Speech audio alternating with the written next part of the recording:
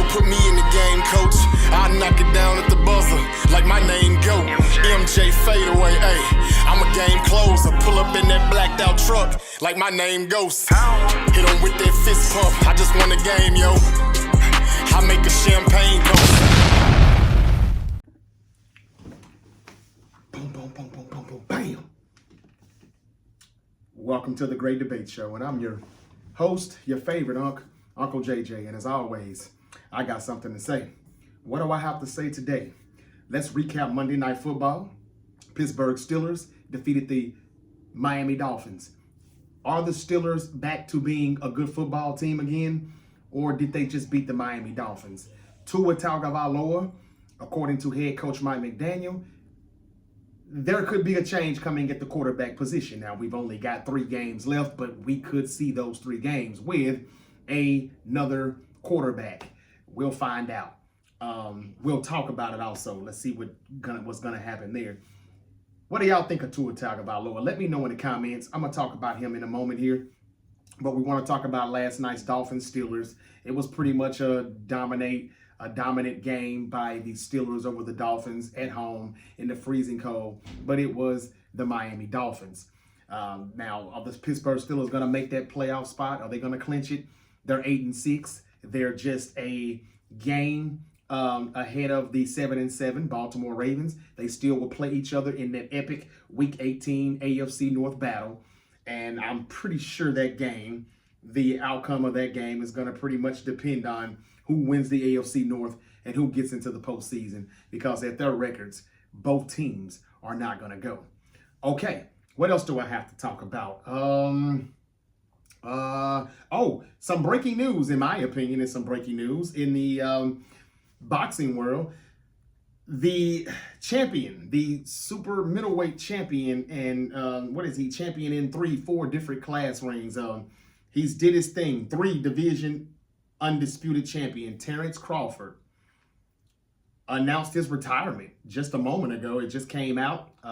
He announced his retirement from boxing in a video after the Canelo Alvarez fight. This is going to be it. The 3 division undisputed champion Terence Crawford announced that he is retiring from boxing in a video posted to his YouTube channel on today, Tuesday, December 16th, 2025. He says, "I'm stepping away from competition, not because I'm done fighting, but because I've won a different type of battle."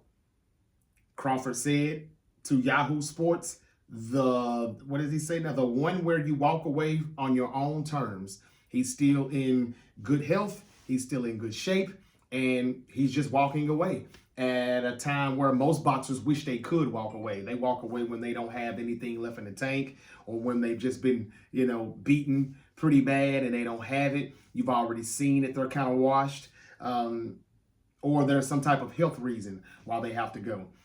And even then, sometimes they still will come back to chase the money and get a bag. But no, that's not the case with Terence Crawford. As of now, he says he's done. He has, as of now, finished his career at 41-0. I think that's right, 41. Yeah, I think that's right. And a lot of damn knockouts, 30-something. So what does this mean for the boxing world? I don't know. I think a lot of this has to do with the fact that the WBA tried to, fine him, or they did fine him. They want him to pay those sanctions. Those sanctions in his mind was just way too much. And they only done that because they didn't like him. They didn't want him winning. And they were hating on him after he beat Canelo Alvarez. If that's the case, then, I don't know if I really blame him for just saying, you know what, screw it, I'm done. Now, he's a champion. He walked out as a winner. He did not lose a fight at all in his career. So this would put him in the conversation for one of the greatest of all time. He's one of my greatest. I think he's good. I don't think he ducked anybody or dodged anybody. So you can't even really put him in the same comparison as Floyd Mayweather. As good as Floyd was at one point, he was also just a defensive guy later on. Now, it was very good that Floyd never lost a fight, and still was able to win with broken bones in his hands, so he didn't punch as much. All of that is true. However, he still wasn't Terence Crawford. Terence Crawford is just something different. This is a guy who everybody has called the underdog for many and many years, many fights.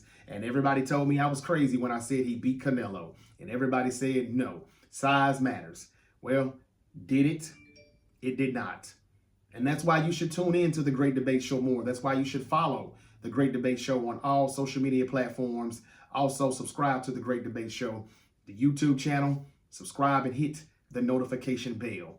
All right. Terence Crawford announces his retirement from boxing. That's it. He said again, this is the one where you walk away on your own terms. And that's what he always kind of wanted to do. He's not stepping away from competition, not because he's done fighting. He said he's stepping away from competition, not because he's done fighting, but because he's won a different type of battle. Okay. Last night, we also found out the mystery masked man in the WWE. It was Austin Theory. If there's anything I want to say about that briefly, it's just that I'm glad it's over. I'm glad they didn't drag that out like I thought they would have done. I'm glad they didn't do that. It already felt like it had been going on too long, even though it wasn't that long, but it just felt like it because it was just starting to seem meaningless. Who are you? What do you want? What are you doing? Now we have to find out why he's giving curve stomps and things like that. Why did he make us think he was Seth Rollins, even though we all knew better? But, you know, there's questions to be answered. We'll probably have to wait till next Monday to find that out, which is crazy because we see some people on Raw on SmackDown, but we don't see, you know, a lot of storylines that develop follow through from Raw to SmackDown. Some stories you have to wait till the next week, and I'm sure this will be one of them. But why is Austin Theory doing this? Why is he helping people out in the Vision? Is he going to join the Vision? Is he already a part of the Vision? Paul Heyman has said many times that he doesn't know who it is, and but if it's for him, as he said last night on Raw, he's not against it. He can use all the help that he, you know, can get. Is he a part of the Vision, or is Austin Theory actually being sent to destroy the Vision, but just in a different, mysterious type of way? I don't know. Wasn't Austin Theory like a Seth Rollins disciple at one point in the past? What if Seth Rollins sent him? What if he's reeling everybody in as if he's there to help them and be in their group, and somehow he, you know, destroys the Vision one by one? I'm not sure. Right now, he's helping them out. He's probably going to join the Vision. But just what if this is, you know, and it can't be for Seth Rollins because I forgot he called CM Punk the Victory at War Games Survivor Series. So, yeah, who knows? But I'm happy for Austin Theory just to see him back on television. And I hope that they book him right this time. I hope they get it right. Whatever they do, I hope they push him just as much as they're doing Bronson Reed and Bron Breakker especially. Logan Paul with the group now. It's not as bad as it was with boring Seth Rollins. I'm sorry, it's not. But you can tell that they didn't mean to break the Vision up as fast as they had to when Seth Rollins got injured, because there's still a Vision. Again, Terence Crawford retired. Austin Theory is the man. I told you all he was the guy, didn't I? I said it's Austin Theory. People told me no, it's Montez Ford.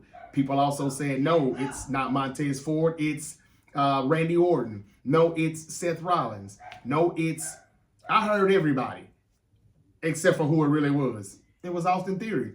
Now, I'm glad that this has happened. I hope he's good. And let's see where they go with this. I'm glad they didn't stretch this out again, though, until January 5th, like most people thought that they would do. And that just would have felt like, come on, man. Who is this guy? We don't even care anymore. And quickly on Gunther and John Cena, I spoke about this already Sunday night. Look, I'm not saying Gunther was the perfect guy for Cena, but they want him to retire these wrestlers. And that's what he's doing. He's retiring all the old heads. So I'm okay with him losing, but he didn't have to tap out. Mr. Never Give Up gave up in his last match. I told you all that that's exactly what he may do. Mr. Never Give Up may give up on his last match. If you don't believe me, go back and watch. The videos is out there. And I just want to say that, hey, man, as good of a career Cena had, don't you feel like all the things that Gunther said last night on Monday Night Raw, calling him a bitch and how I choked him out, blah, blah, blah. Doesn't that make you feel like, you know, he was told to do this by Triple H? This was like Triple H really in his words, but living them out or saying them out through Gunther. It's like Gunther was using the words of Triple H and what he really thought about him. And that's how I took it. That's how I took it. But anyway, a decent night on Monday Night Raw. It was okay, a boring main event. And there's not a whole lot to recap other than Maxine Dupree looks good. And she is probably going to have a good women's intercontinental title run. At least I hope. But she had a great match with, what's her name again? Ivy Niles. That was a pretty good match. But you knew that Maxine Dupree was going to retain. I'm sure you did. But yeah, that's pretty much it for the wrestling. Is there anything else worth talking about? I don't think so. Yeah, I think that's pretty much it. But the one weird thing, I'll say one more thing about Gunther. This is the same dude that tapped out to Jey Uso at WrestleMania in 10 seconds. 10 seconds. This is the same dude that went the distance. I mean, like 20, 30-minute match with Pat McAfee, a commentator. That's what kind of makes this look like, oh, now he's back to being a monster. He's back to being a legend killer again, but he couldn't beat a commentator and he couldn't beat a Jey Uso at WrestleMania, and he tapped out to him in like 10 seconds. Those are some of the things that kind of have you like, why? What are they doing? So just kind of wanted to say that. And the fact that the Cena gave up, you know, after his whole gimmick of never give up all those years, that just kind of tells you this is Triple H. You know, he's saying all the right stuff, but don't buy it one bit. I don't buy it one bit, not for 1 second. I think this is just Triple H saying what he really thinks. Saying what he really thinks. I'm sorry. That's just how I see it. Again, it's over. I'm glad it's over. And I hope that AJ Styles, Brock Lesnar, and whoever else is going to have, you know, their final year of wrestling and retire, Rey Mysterio. I just hope they're not having a farewell tour. Just have a retirement match and let that be that on that. That would be much appreciated if that's what they do. Okay, moving on. Is it time for the Dolphins to move on from Tua Tagovailoa? Mike McDaniel said last night after the Monday Night Football loss to the Pittsburgh Steelers that, you know, hey, he wasn't good. He wasn't good enough. Now, not saying that he's not good enough. That pretty much says that, hey, there could be a change at the quarterback position. I'm trying to find his exact words that I saw from earlier, but yeah, don't look like I can find that right now. I'm sorry.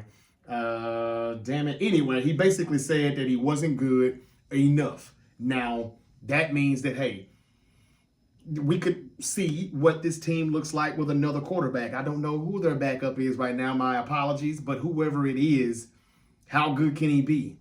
If you want to take a look at somebody else on the roster behind Tua Tagovailoa on the depth chart, then I think you're basically saying that this guy sucks. This guy's trash. And to be honest with you, they're kind of right if that's what they're thinking. And I don't know how the Dolphins can get out of this Tua contract, but if they can, anyhow, any way, or replace his contract with somebody else's, do a trade. Would they consider Kyler Murray from the Cardinals? You know, the Cardinals, I don't know how they're getting out of his contract, but they're about to get out of it. He's about to be done. I don't think he plays another down for the Arizona Cardinals. Or would they not even want another short quarterback in the pocket? This guy can move, though. Tua can't. Would the Dolphins want to swap quarterbacks with the Cardinals? Kyler Murray to Miami? Tua Tagovailoa to Arizona? I don't know. But they're about to see in these next few games what their offense looks like without Tua Tagovailoa. And I think they want to see that because maybe they feel like they've reached their ceiling. I mean, this team has been playing pretty good football here as of late, but it's been because they've been running the ball well, and the defense has been playing pretty good. They didn't get much of that from any of those phases last night, and that's why they pretty much got dominated in Pittsburgh. But I think that Tua Tagovailoa is a prime example of why you say F the market. Stop paying these quarterbacks all of this money, talking to all 32 NFL franchises. Why? We were just questioning Trevor Lawrence earlier this season. Now they're winning again, but they're running the ball good. They're playing good defense. But Trevor Lawrence will get back to the Trevor Lawrence we know. I promise you he will. He always does. The inconsistencies from both of these quarterbacks who have gotten paid $50+ million per year, and Tyreek Hill, going down like he did, that really hurt Tua Tagovailoa, and it just looks like, he's just not that dude. And that's the prime example of why you say F the market. Stop paying these guys. Okay, the Pittsburgh Steelers, talking about them. Are they good again? I don't think so. I mean, look, they did a lot last night defensively without TJ Watt. That's true. But the Steelers played the Dolphins when you get done. And last week, whoever they beat, they were not that good of a team either. No, they beat the Ravens. I'm sorry. But that was very, very, very controversial. So all I'm saying is this. As good as the Steelers are right now at 8-6, they kind of got their destiny in their own hands. They finished the season much easier than the Ravens do. The Ravens still have to play the Packers and the Patriots and the Steelers to wrap up their last three. So you would probably think that they're not going to make it. But even if the Steelers do make it, and call me crazy, I said the Steelers were making the playoffs, but I thought the Steelers would be behind the Ravens in making the playoffs. Now only one can get in. I said the Ravens will get in too, and for some reason I still think Baltimore can pull it off. They're going to play against a Micah Parsons-less Green Bay Packer team. They're going to go against a who was the other team that I said? The Packers, and they got to see the Steelers again, and the Patriots. The Patriot game is at home. I think that's coming up this Sunday. The Patriots coming off of letting the Buffalo Bills come into Foxborough, 5 straight possessions where the Bills scored touchdowns. Defense kind of was a letdown. Will Campbell's still out. Offensive line getting a little shaky. I don't know. That game can be won by the Ravens at home against the Patriots. I still think the Ravens can make this thing happen. But even if the Steelers do get into the playoffs, I'm not convinced. I'm not sold on Pittsburgh enough to think that they're really going to finally break the curse, the 9-year curse that is of not having a postseason victory. I love Mike Tomlin, and I think Mike Tomlin does a phenomenal job to not have a really good quarterback. But Aaron Rodgers has just been too inconsistent. He's throwing dimes last night, and next week he'll be throwing ducks. One minute he can move out of the pocket a little bit, and another week he can't move at all. I don't understand it. I don't know. He's also still dealing with the wrist. Is it broken or whatever, fractured, the wrist on the opposite throwing hand? I just don't trust the Steelers. I'm sorry. I just don't. If they would play like where they played last night every week, different story. But they don't do that. So I'm going to say that whoever wins the North, especially if it's the Steelers, I don't think they're going far. And then we'll be right back to saying fire Mike Tomlin again. Right now, everybody's like on the hush, like they didn't say fire him 2 weeks ago. Now they're acting like they never even said it. They'll be saying it again if they make the wild card spot and lose it, because they just want and expect more than that.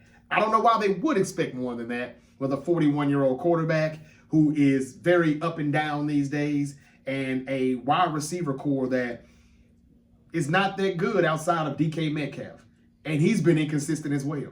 Now, that big tight end that weighs like 300 pounds, they look all right with him. Gainwell should definitely get more carries. But they're only doing this against bad teams, and the Dolphins are still a bad team, no matter how many games they had won. The Milwaukee Bucks said that they're going to come up with a plan to help Giannis. The NBA general manager says Milwaukee is going big game hunting. The NBA GM says Milwaukee is going big game hunting to improve the squad. This is according to ESPN's Fisher. Y'all, what else can the Bucks do to please and satisfy Giannis Antetokounmpo? Just trade him already. This is just so we can keep butts in the seats, I think. I can't think of what the Bucks could do right now to keep Giannis Antetokounmpo's services, but I'm just tired of the back and forth stuff. I mean, you had an offseason to improve the squad. And if that wasn't good enough, then why don't you just let it ride? How many trades can you do? How many picks? They don't have picks. They don't really have enough draft capital or anything like that to say, we're going to go get Ja Morant from Memphis, or we're going to go get I don't even know. I can't even think of who they need and what Giannis wants. But I just wish he'd go ahead and end this thing and just tell the people that he's going to leave and stop talking about all this wishy-washy back and forth stuff. You know, he's never came out and said again since this whole trade stuff has sparked up, I want to be a Buck for life. That should be everything that everyone needs to know right there. Okay, moving along, wrapping this up.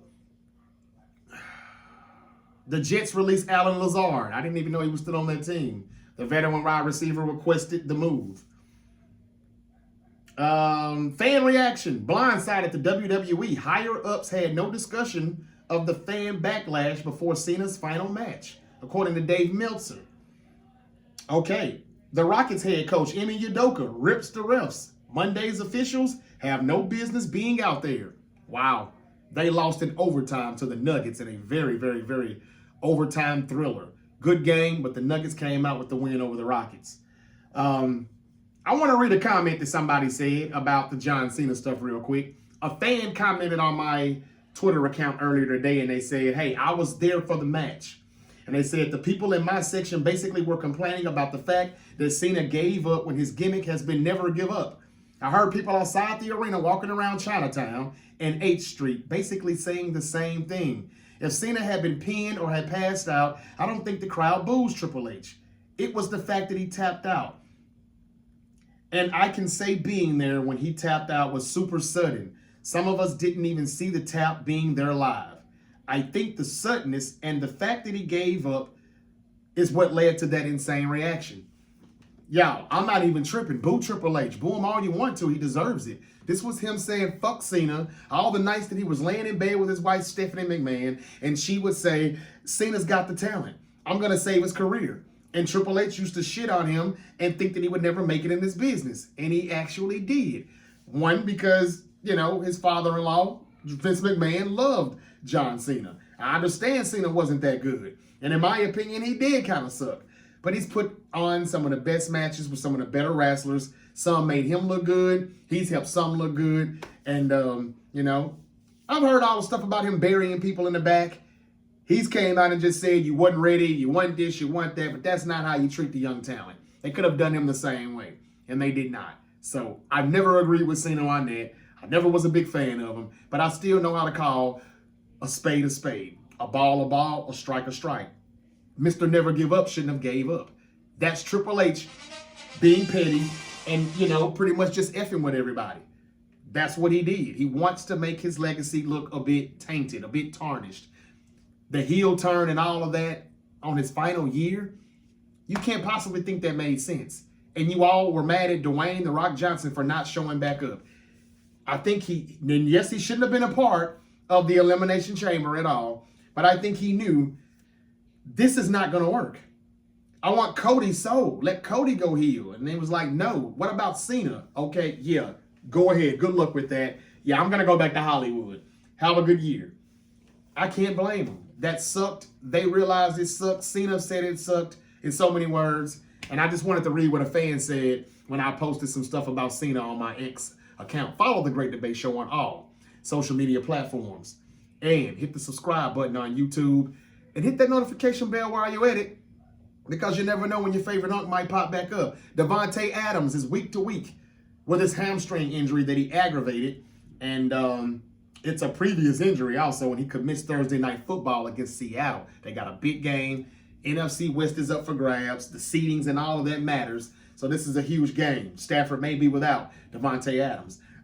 Speaking of people who are out, I think Seattle wins that game in Seattle regardless if Devontae played or not. But now I think Seattle wins. If the Rams beat them again, they really are that team, because Seattle's a good defense and they're even better at home defensively. So we'll see. But I think Seattle wins this on Thursday night. I can give you that right now on a Tuesday. Speaking of other injuries, we know Patrick Mahomes is out for the season. I talked about it. We know that Micah Parsons is now out for the rest of the year. I talked about that also Sunday night.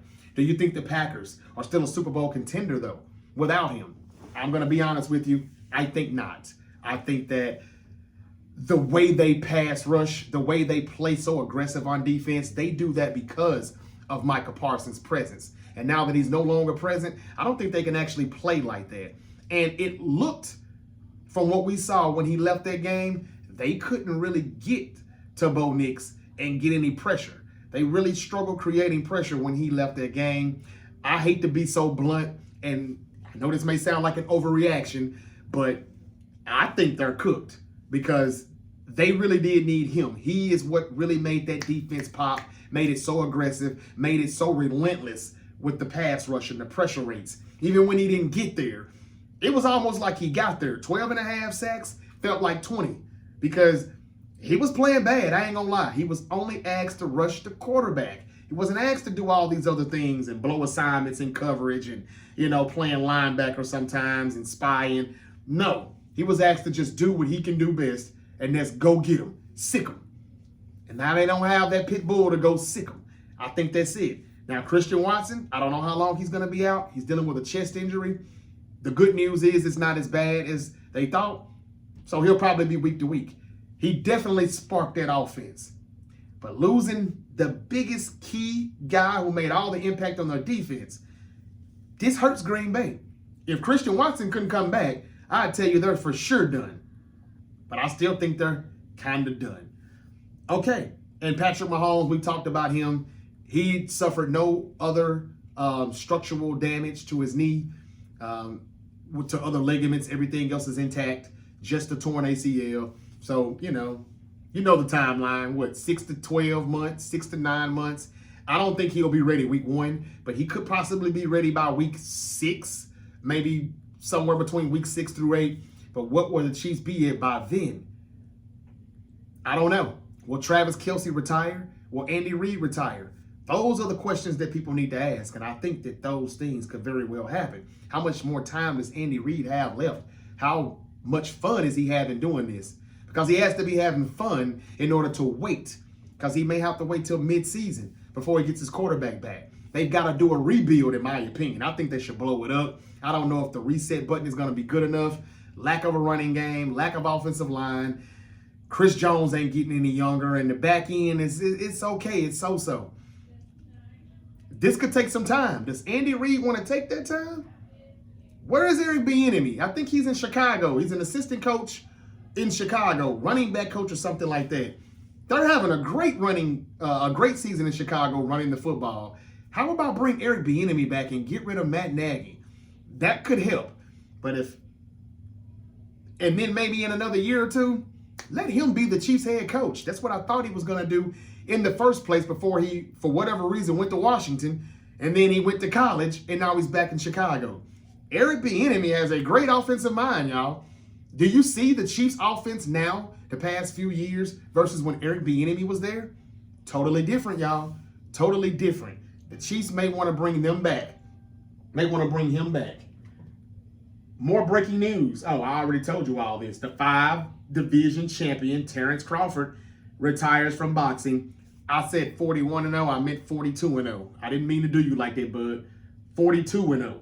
He has now retired from boxing. Okay, that's pretty much all I got, I think. Let's see. Am I missing anything else here? Talked about Triple H. Talked about Cena and Gunther and how that ended. Talked about the Masked Man. I think that's pretty much it, y'all. Friday, we've got Alabama and Oklahoma, 8 p.m. Eastern on ESPN. I'm taking Oklahoma.